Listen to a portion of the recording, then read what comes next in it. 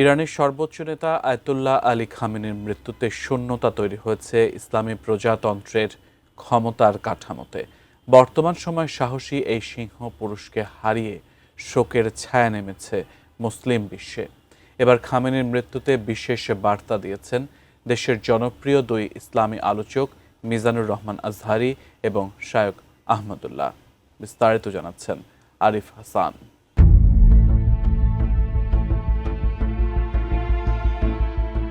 শত বাধা ও চাপের মুখেও মাথা নত না করা এক ইরানি নেতা ছিলেন দেশটির সর্বোচ্চ ধর্মীয় নেতা আয়াতুল্লাহ আলী খামেনি। দীর্ঘ 4 দশকেরও বেশি সময় ধরে ইরানের রাজনীতি, ধর্মীয় নেতৃত্ব ও আঞ্চলিক শক্তির কেন্দ্রীয় ব্যক্তিতে পরিণত হন তিনি। ইরানকে নিয়ে আসেন বিশ্ব রাজনীতির অন্যতম আলোচনার কেন্দ্রে। তার বিচক্ষণ নেতৃত্বে মুসলিম বিশ্বের অন্যতম ক্ষমতাধর দেশে পরিণত হয় ইরান। দেশটির সামরিক সক্ষমতা পৌঁছে যায় অনন্য উচ্চতায়। এই সময় পাশে কোনো মুসলিম দেশ না দাঁড়ালেও মাথা উঁচু করে ইসরায়েল ও আমেরিকান আধিপত্যের বিরুদ্ধে চোখে চোখ রেখে লড়ে গেছেন। ইসরায়েলের বিরুদ্ধে ফিলিস্তিন ইস্যুতে যখন মুসলিম বিশ্ব নীরব, তখনও ফিলিস্তিনের হয়ে লড়েছে তেহরান। হামাসকে সহায়তা এবং প্রক্সি বাহিনী হিজবুল্লাহকে দিয়ে ইসরায়েলি বাহিনীকে দাঁত ভাঙা জবাব দিয়ে আসছে মধ্যপ্রাচ্যের এই দেশটি।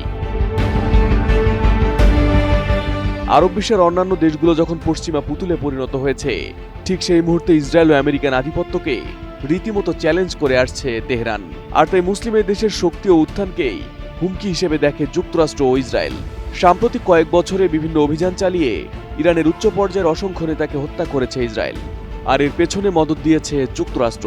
সর্বশেষ সর্বোচ্চ নেতা আয়াতুল্লাহ আলী খামেনিকে হত্যা করল যুক্তরাষ্ট্র ও ইসরায়েল। অবসান ঘটল 4 দশকের হার না মানা এক সিংহ পুরুষের নেতৃত্বের। ফিনিশ আপনার ঘরবাড়ি ও আঙ্গিনার সকল কীটপতঙ্গ ধ্বংস করে।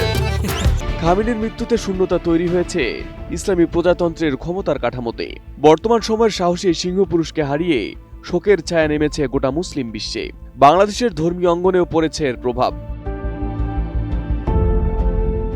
দেশের জনপ্রিয় ইসলামী আলোচক মাওলানা ডক্টর মিজানুর রহমান আজহারি এক ফেসবুক পোস্টে লেখেন, অস্থিরতার আগুনে পুড়ছে জনপদ, চক্রান্তে বিদীর্ণ উম্মাহ আজ দিশেহারা।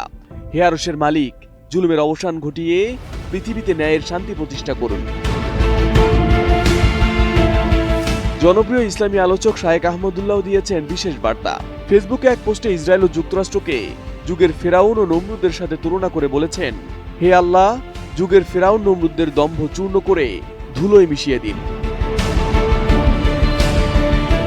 ওই পোস্টের কমেন্টে তিনি লেখেন, হুমকি ষড়যন্ত্রের কবলে মুসলিম উম্মাহ আজ শতধা বিভক্ত। একদিকে 2 মুসলিম দেশকে মুখোমুখি দাঁড় করিয়ে যুদ্ধ বাঁধানো হয়েছে, অন্যদিকে আরেক মুসলিম দেশের ওপর আক্রমণ চলছে। এর চেয়ে দুর্ভাগ্যজনক বাস্তবতা আর কি হতে পারে? মুনাফিক নেতাদের হাত থেকে মহান আল্লাহ মুসলিম উম্মাহকে হেফাজত করুন। Arif Hasan, ATN news.